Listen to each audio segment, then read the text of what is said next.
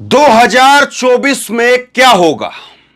लोकसभा चुनाव के अंदर क्या मोदी को हराया जा सकता है? क्या इंडिया गठबंधन बन गया है उसलिए नरेंद्र मोदी हार रहे हैं? क्या राहुल गांधी कांग्रेस पार्टी भारत यात्रा उसके बाद उनका ग्राफ बढ़ रहा है इसलिए नरेंद्र मोदी हार सकते हैं? ये तमाम सारे सवाल तो आपके सामने बार बार रखे जाते रहे होंगे और इन तमाम सारे सवालों को लेकर के तो आप लगातार सोचते होंगे। लेकिन एक गणित जो मैं आपको दिखाने जा रहा हूं, एक तस्वीर जो मैं आपके सामने अभी खींचने जा रहा हूं, उसके बाद में आप कहेंगे कि वाकई इस ओर किसी का ध्यान नहीं है और जिस ओर मैं इशारा कर रहा हूं ये अगर मोदी को नुकसान कर गया तो फिर ये मान करके चलिए कि 2024 के अंदर उनकी डगर बहुत मुश्किल हो जाएगी। और 2024 के अंदर जिस तरफ मैं इशारा कर रहा हूं, अगर वो नरेंद्र मोदी को नुकसान पहुंचाने पर आ गए तो फिर नरेंद्र मोदी जी का बच करके निकलना वो तकरीबन नामुमकिन सा हो जाएगा। यह तस्वीर आप देख रहे हैं नरेंद्र मोदी साहब की तस्वीर है, प्राइम मिनिस्टर। इनके नीचे ये पट्टी पर लिखा रहेगा या नहीं रहेगा, सवाल ये है। लेकिन इस सवाल के जवाब को आप इन दो तस्वीरों के जरिए और एक तस्वीर ये इसके जरिए समझ सकते हैं। ये एक तस्वीर है जिसमें से कुछ चेहरे आपको जाने पहचाने लग रहे होंगे, कुछ चेहरे ऐसे हैं जो जाने पहचाने नहीं हैं, लेकिन ये चेहरे अब हैं तो हैं। और ये कुछ चेहरे ऐसे हैं जो घात लगाए बैठे हुए हैं आज की तारीख के अंदर। और तस्वीर को जरा समझने की कोशिश कीजिए कि कैसे कौन कौन से मुद्दे, और इसके बाद में मैं आपको दिखाऊंगा 4 ऐसे बड़े मुद्दे जिनसे मोदी पार नहीं पा पाएंगे। महंगाई बेरोजगारी की मैं बात नहीं करूंगा। महंगाई बेरोजगारी की इसलिए नहीं क्योंकि एक जो है उसके काउंटर में तर्क दिया जाता है महंगाई बेरोजगारी के उसके काउंटर में कि महंगाई बेरोजगारी तो हर साल रहती ही है। 2014 में भी महंगाई बेरोजगारी थी, 2019 में भी महंगाई बेरोजगारी थी, 2024 में भी महंगाई बेरोजगारी होगी, तो महंगाई बेरोजगारी तो मुद्दा रहेगा ही रहेगा। फिर भी जीत तो रहे हैं ना, वो नहीं, मैं उसके अलावा कुछ बात करूंगा, उस पर आपका ध्यान लेकर के जाऊंगा। लेकिन पहले जरा यह तस्वीर देखिए, फिर इस तस्वीर के ऊपर आएंगे। सबसे पहले जो नरेंद्र मोदी को सबसे बड़ा खतरा है वो उनके अपनों से खतरा है। और बीजेपी के अंदर कई सारे ऐसे चेहरे हैं जो ये चाहते हैं कि अगर ये गद्दी पर ना रहे तो शायद हमारी कहीं पर पूछ हो जाए।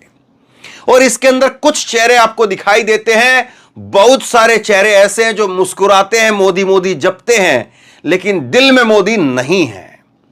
मसलन वसुंधरा राजे आज जो है वो मजबूरी के साथ में मोदी के साथ है, वरना वसुंधरा राजे की जिस तरह से स्थिति पैदा कर दी है, वसुंधरा राजे 2023 के चुनाव के अंदर, विधानसभा चुनाव में क्या करेंगी पहले तो वही देखना बाकी रहेगा। और उसके बाद में सबको मालूम है अगर मोदी रहेंगे तो फिर मोदी हमारा कितना नुकसान कर सकता है, या मोदी के रहते हम पनप सकते हैं कि नहीं पनप सकते हैं, यह सबसे मूल सवाल है। तो वसुंधरा का उस वक्त में क्या रुख रहेगा, सवाल यह है। इसी तरह से उमा भारती एक ऐसी नेता, और उमा भारती एक चेहरा है मात्र, उमा भारती केवल चेहरा है, बाकी इस तरह के और कई सारे चेहरे हैं जो बोल नहीं पा रहे हैं। उमा भारती बोल रही है, बस फर्क इतना सा है। उमा भारती जैसे कई सारे ऐसे नेता हैं जो आज अपने आप को एक बड़ी रसूखदार मंत्रालय के अंदर जो है वो देख रहे थे, लेकिन आज वो घर बैठे हुए हैं। या जो लोग अपने आप को जो है वो ये देख रहे थे कि हम बड़े मंत्रालय की तैयारी करेंगे, जैसे कैलाश विजयवर्गीय ने कहा कि अपन बड़े नेता हो गए हैं, लेकिन अपन बड़े नेता को क्या कर दिया गया है। तो इस तरह के एक नेताओं की बड़ी फौज है। अगर वसुंधरा राजे, शिवराज सिंह चौहान, रमन सिंह ये कुर्सी के सताए हुए लोग हैं कि कुर्सी पर बैठना था लेकिन कुर्सी से उठा दिए गए हैं, इसलिए एक बगावत या इसलिए एक अंदर खाने जो है वो पार्टी के अंदर जो चीजों को तहस नहस करने का काम होता है राजनीति के अंदर, राजनीति केवल ये नहीं होती कि बीजेपी कांग्रेस को नुकसान करेगी, कांग्रेस बीजेपी को नुकसान करेगी। कांग्रेस के अंदर कितने कांग्रेसी हैं जो राहुल को प्रधानमंत्री नहीं देखना चाहते, और बीजेपी के अंदर कितने ऐसे भाजपाई हैं जो मोदी को प्रधानमंत्री देखना नहीं चाहते। राजनीति वो भी होती है, वहां पर जरा अपना ध्यान लगाइए। तो कितने चेहरे ऐसे हैं बीजेपी के अंदर जो बस एक टांग पर खड़े होकर के बस ये देख रहे हैं कि कौन सा ऐसा मौका हाथ में लगे कि मोदी का पत्ता साफ हो सके। और वो इसलिए क्योंकि वो तमाम वो चेहरे हैं जो मोदी के या तो बराबर इनका राजनीतिक करियर चला, या फिर ऐसे चेहरे जिन्होंने अपनी पहचान बनाई लेकिन आज उनको हाशिए के ऊपर डाल दिया गया। अब इसमें मुरली मनोहर जोशी और आडवाणी का नाम आप ना ले तो अच्छा होगा, क्योंकि उन लोगों ने अपना जो है वो राजनीतिक तौर पर अब खुद से अपने आप से जो है वो कर भी नहीं पाएंगे। आडवाणी की उम्र जो है वो अब इस तरह से हो चली है, उनका स्वास्थ्य अब इस तरह से हो चला है कि वो चाहे तो भी कुछ नहीं कर सकते हैं। और इसी तरह से कमोबेश जो है वो मुरली मनोहर जोशी। लेकिन उन दोनों का जो ताकत है, उन दोनों का जो चेहरा है, वो इस चेहरे के पीछे है, उमा भारती के पीछे है। इसी तरह के कई सारे नेता हैं जो लगातार टकटकी लगा करके एक टांग पर खड़े होकर के देख रहे हैं कि कौन सा ऐसा मौका मिले जहां पर मोदी की जो है वो गेम सेट की जा सके। ये लोग तैयार हैं। इसके बाद में आइए इस लिस्ट के ऊपर, इस लिस्ट पर आइए, और ये तमाम वो चेहरे हैं जो कांग्रेस के कद्दावर नेता रहे, जो कांग्रेस के समय पर केंद्रीय मंत्री और बड़े बड़े रसूखदार पदों के ऊपर और बड़े बड़े रसूखदार पदों के बेटे भतीजे तमाम जो है वो राजनीतिक विरासत को संभालते हुए आगे बढ़ते चले। लेकिन एक वक्त आया जब लगा कि मोदी में अब भारत हो गया है, मोदी में अब देश की राजनीति चलेगी, तो ये तमाम सारे चेहरे जो है वो निकल करके भाजपा की झोली में, मोदी की झोली में आकर के बैठ गए। लेकिन मोदी की गोदी के अंदर अब जो है वो ठंडक नहीं महसूस होती है। मोदी की छांव में अब वो ठंडक लगती नहीं है। जिस तरह की जो है ये सोच करके आए थे, जिस तरह का रसूख ये सोच रहे थे, वो मिलता नहीं है। और इसमें से बहुत सारे चेहरे तो ऐसे होंगे जिनको अब लोग पहचानना तक छोड़ चुके हैं। हालत ये हो गई है। कभी कद्दावर नेता रहे आरपीएन सिंह, कभी कद्दावर नेता रहे राव इंदरजीत, अभी भी मंत्री हैं, लेकिन कहां पर कितनी पहुंच है। जितिन प्रसाद, ज्योतिरादित्य सिंधिया, चौधरी बीरेंद्र सिंह, टॉम वड़क्कम, उसके बाद में ए.के. एंटनी के बेटे अनिल एंटनी। तो इस तरह से नेताओं की भी एक फेरिस्त है जो आ गए वहां से। और इनके लिए बड़ी जो दुविधा है, दोहरी दुविधा इनके लिए दोहरी दुविधा यह है कि एक तो ये वहां से आ गए, वहां का वापसी का रास्ता बंद हो गया, अब वहां का वापसी जा नहीं सकते हैं, और यहां पर इधर से भी तलवार लग रही है और इधर से भी तलवार लग रही है कि कैसे करके जो है वो यहां पर ठहरे रहेंगे। क्योंकि सिंधिया के लिए जो है वो नाराज भाजपा, शिवराज भाजपा और जो है महाराज भाजपा का खेल अलग चलता रहता है। लेकिन वो खेल कितना सिरे चढ़ेगा, अभी के वक्त में चुनाव जब होंगे तो तस्वीर साफ हो जाएगी। तो ऐसे नेताओं की भी एक लंबी फहरिस्त है जो नेता वहां से निकल करके तो आए, लेकिन यहां पर हाशिए पर डाल दिए गए। और अब इनको लगता है कि कैसे न कैसे एक मौका हाथ में लगे, और उस मौके पर हम जो है कुछ ऐसा गेम सेट करें कि दोबारा से जो है वो अपनी भी चांदी चांदी हो जाए। अब ये नेता तकरीबन हाशिए पर है। बीरेंद्र सिंह तो खुल करके कह रहे हैं कि अगर भाजपा और जेजेपी का गठबंधन रहा तो बीरेंद्र सिंह उसमें नहीं रहेंगे। इंदरजीत इसी तरह से बयान दे चुके हैं। अभी जब मेवात की हिंसा हुई उसके अंदर वो बयान मुख्यमंत्री को, भाजपा को जाहिर सी बात है शायद पसंद नहीं आया होगा। इसी तरह से लगातार जो नेता हैं वो, उनका एक अपने आप में एक जो है वो फेरिस्त लगातार लंबी होती जा रही है। एक के बाद एक लोग कतार में उसमें जुड़ते जा रहे हैं और अपना अपना नाम बताते जा रहे हैं। और दूसरी तरफ ये तस्वीर जिसमें राहुल गांधी हैं, जिसमें नरेंद्र मोदी की आंख के अंदर चुभने का काम करने लगे हैं। कभी नरेंद्र मोदी जी चुटकियां लेते थे राहुल गांधी के ऊपर, शहजादा बुलाते थे राहुल गांधी को, लेकिन एक लंबा अरसा हो गया जब राहुल गांधी को शहजादा नरेंद्र मोदी कह रहे हो, किसी रैली के अंदर हमने सुना हो। एक अरसा बीत गया। अब नरेंद्र मोदी राहुल गांधी को शहजादा नहीं कह पाते हैं, अब चुटकियां नहीं ले पाते, अब हंस नहीं पाते हैं। क्यों? इसकी कोई तो वजह होगी ना, इसकी वजह मैं आपको बताता हूं। अब इसके बाद में देखिए 4 मुद्दे, जिन मुद्दों की वजह से इस बार नरेंद्र मोदी जी वो सहज नहीं है। पहला मुद्दा जातीय जनगणना का मुद्दा। जातीय जनगणना का मुद्दा एक ऐसा मुद्दा जिसको हिला करके रख दिया गया है। बिहार में जातीय जनगणना हुई, आंकड़े भी सार्वजनिक हो गए, और इसके बाद अब राजस्थान में हुंकार भरी जा रही है, उत्तराखंड उस छत्तीसगढ़ में हुंकार भरी जा रही है, और इसी तरह से कांग्रेस जो है वो तकरीबन उत्तर प्रदेश के अंदर अखिलेश यादव हुंकार भर रहे हैं। हर जगह पर अब जातीय जनगणना का मुद्दा चलेगा, और जातीय जनगणना का मुद्दा चलेगा तो फिर एक मुद्दा जो सबसे फेवरेट मुद्दा है मोदी साहब का, वो मुद्दा पिस जाएगा। वो मुद्दा है हिंदुत्व का मुद्दा। अगर जातीय कार्ड चला तो हिंदुत्व का मुद्दा धरा का धरा रह जाएगा। भले ही राम मंदिर का जो है वो उद्घाटन हो जाएगा, राम मंदिर के अंदर जो है वो दर्शन शुरू हो जाएंगे, लोगों को बसों में ट्रेनों में भर भर करके ले जाया जाता रहेगा, लेकिन जातीय जनगणना का मुद्दा अगर निकल करके सामने आ गया, और जातीय जनगणना का मुद्दा जिस तरह से सिरे चढ़ रहा है, उसके बाद में मोदी साहब का जो हिंदुत्व का जो कार्ड है वो धरा का धरा रह जाएगा। इस पर आप यकीन करिए। दूसरा मुद्दा महिला आरक्षण का मुद्दा। महिला आरक्षण का मुद्दा नरेंद्र मोदी ले आए, लेकिन ये गले की फांस बन गया। पहली बात तो यह कि इसमें 33% महिलाओं के लिए, ओबीसी महिलाओं के लिए आरक्षण की बात पर विपक्ष, पूरा का पूरा विपक्ष वो जुट गया है, और उसमें एक कमजोर कड़ी माने जा रहे थे राहुल गांधी, कांग्रेस पार्टी की, ये क्या करेगी। लेकिन राहुल गांधी ने आगे बढ़ करके कह दिया कि 100% हमारी गलती है, हम ओबीसी को आरक्षण नहीं दे रहे थे, हमने नहीं दिया, हमारी 100% गलती है, उसका मुझे पछतावा है। अब उसके बाद में बात खत्म हो जाती है। तो ऐसे में नरेंद्र मोदी जी ओबीसी को यहां पर आरक्षण दे नहीं पाए। और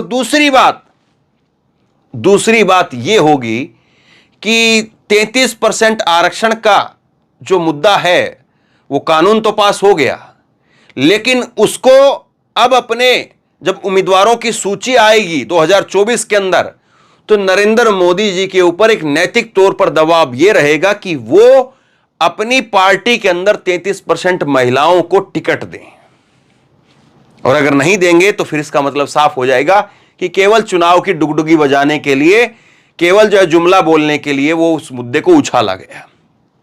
और यह काम इतना आसान नहीं है कि महिलाओं को 33% जो है वो आरक्षण अपनी पार्टी के अंदर बिना किसी के शर्त के, बिना किसी कानून के उम्मीदवारों को, 33% उम्मीदवारों को, महिला उम्मीदवारों को टिकट देते हैं।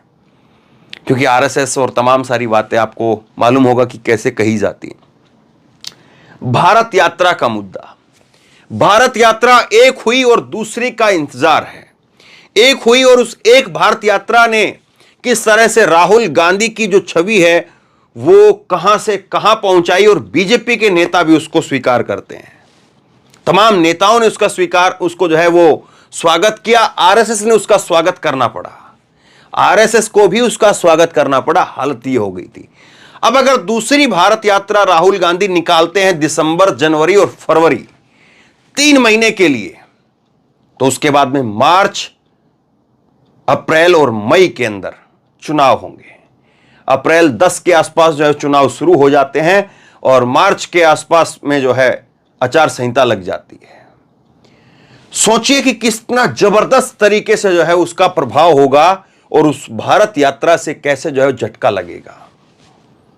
वैसे कांग्रेस पार्टी कहती कि हमारी यात्रा अभी भी जारी है, हम कुलियों से मिलने के लिए जाते हैं, हम बेरोजगारों से मिलने के लिए जाते हैं, हम झुग्गी झोपड़ियों में जाते हैं, हम जो है वो सब्जी मंडी में जाते हैं, हम बढ़ई के पास जाते हैं, हम ट्रक ड्राइवरों के पास जाते हैं। तो यात्रा तो जारी है, उसका रूप दूसरा है। अब ये यात्रा इसी तरह से जारी रहेगी तो भी बीजेपी के लिए परेशानी है, और अगर भारत यात्रा दूसरी हो गई तो बीजेपी के लिए बहुत बड़ी परेशानी हो जाएगी। इस मुद्दे को आप दरकिनार नहीं कर सकते हैं। चौथा मुद्दा, चौथा मुद्दा है मोदी के खिलाफ के मुद्दे। और मोदी के खिलाफ के कौन कौन से मुद्दे हैं, उसमें सबसे ऊपर मुद्दा जो है, वो जो ठप्पा लगा मोदी जी के ऊपर, वो है हिंदू मुसलमान का, कि मौजूदा समय के अंदर हिंदू मुसलमान बहुत ज्यादा हो गया। उसके बाद में ओपीएस का मुद्दा मोदी जी कर नहीं पाए। ओल्ड पेंशन स्कीम का मुद्दा बहुत बड़ा मुद्दा है, आप उसको हल्के में नहीं ले सकते हैं। जिस तरह से दिल्ली के अंदर लाखों की तादाद में लोग आए थे, वो लोग ट्रक में भर करके, बसों में भर करके, रेल में भर करके लाए हुए लोग नहीं थे। पढ़े लिखे लोग हैं, नौकरी पेशा लोग हैं। वो लोग अड़ गए हैं, डट गए हैं ओल्ड पेंशन स्कीम को लेकर के। कांग्रेस समेत अन्य विपक्षी जो पार्टियां हैं, उसमें 5 राज्यों के अंदर ओल्ड पेंशन स्कीम लागू कर चुकी हैं। मोदी जी नहीं करेंगे तो मोदी जी का क्या होगा? महंगाई, बेरोजगारी, इसी तरह से और तमाम जो मुद्दे हैं वो मोदी के खिलाफ के मुद्दे हैं। उनको ये इस मुद्दे के अंदर, इस पॉइंट के अंदर मैंने उन सबको समेट दिया है। और फिर राहुल गांधी का जो ग्राफ नरेंद्र मोदी के मुकाबले जो बढ़ रहा है, और नरेंद्र मोदी और बीजेपी जिस तरह से चुटकी लेती थी राहुल गांधी के ऊपर कि इनकी वजह से हम जीतते हैं, तो आज राहुल गांधी की वजह से पूरा इंडिया गठबंधन वो कंफर्टेबल महसूस करता है। उसको अब लगने लगा है इंडिया गठबंधन को कि राहुल गांधी अब एक बड़े फेस के रूप में उभर रहे हैं। राहुल गांधी की स्वीकार्यता है। ममता बनर्जी कहती है कि आवर फेवरेट राहुल गांधी। शरद पवार जो है मिलने के लिए जाते हैं। शरद पवार कहते हैं इंडिया टुडे के कॉन्क्लेव के अंदर कि भारत यात्रा के बाद में लोगों ने उनको सीरियसली लेना शुरू कर दिया है। और इसी तरह से संजय राउत से लेकर के और संजय सिंह तक हर कोई अब राहुल गांधी के साथ बेहिचक उनके साथ खड़े होने के लिए तैयार है। तो ऐसे में मोदी के लिए जो सबसे मजबूत, वो अपने आप में देखते थे कि सबसे मजबूत हमारे लिए जो है अगर कोई ट्रम्प कार्ड हो सकता है तो राहुल गांधी हो सकते हैं, लेकिन वही चीज आज उनके सबसे कमजोरी में गिनी जा रही है कि मोदी राहुल के मुकाबले कैसे खड़े होंगे। और राहुल ने जो चीज की है वो बड़ी चीज ये की है कि अडानी का मुद्दा एक ऐसा नरेंद्र मोदी के ऊपर चिपकाया है कि नरेंद्र मोदी साहब पूरी गोदी मीडिया अडानी का नाम तक बोलना छोड़ दिया है। अडानी के साथ कोई कार्यक्रम में अब नरेंद्र मोदी की तस्वीर आएगी नहीं 2024 तक, लिख करके रख लीजिए। क्योंकि जैसे ही नरेंद्र मोदी की अडानी के साथ तस्वीर आई तो देखिए फिर कैसे पूरे देश के अंदर एक परसेप्शन दोबारा से खड़ा हो जाएगा। और इसीलिए मैं कहता हूं, विपक्ष के तमाम नेता गिनवाते हैं। अभी संजय सिंह की गिरफ्तारी हुई तब उन्होंने खुल करके इसी बात को कहा कि अडानी का नौकर है और हम अडानी के नौकर से डरते नहीं हैं। लेकिन उस लाइन को किसी ने लिखा नहीं, उस लाइन पर किसी ने डिबेट नहीं की, क्योंकि लोग अब ऊपर से संकेत यह है कि इस पर पूरी तरह से इग्नोर कर दो, वो जो मर्जी बोले, अडानी नाम लेना ही नहीं है। और ये अडानी का मुद्दा अगर किसी ने उठाया तो इसमें राहुल गांधी का बहुत बड़ा योगदान है, जो सबसे पहले हम दो हमारे दो का नारा दिया और उसके बाद में अडानी को लेकर के जिस तरह से उनकी सदस्यता गई, उनके भाषण को लेकर के, हालांकि सदस्यता गई तो थी टेक्निकल रूप से जो है उनका मोदी को सरनेम वाले भाषण की वजह से, लेकिन लोगों में तो यही परसेप्शन गया कि संसद में राहुल गांधी अडानी को लेकर के बोले इसीलिए सदस्यता चली गई। खैर, अब कुल मिलाकर के जो ये पूरी तस्वीर मैंने dot dot dot dot dot करके जो है वो आपके सामने रखी है, अगर इसको आप जोड़ करके देखें इस तरह से डॉट डॉट, तो आपको कौन सी तस्वीर जो है वो नजर आती है। और यही तस्वीर जो है वो बताती है कि ये 2024 जो है वो कैसे जुड़ करके बन रहा है और ये 2024 मोदी के लिए कितना नुकसानदेह साबित हो सकता है, सबसे बड़ा सवाल ये है।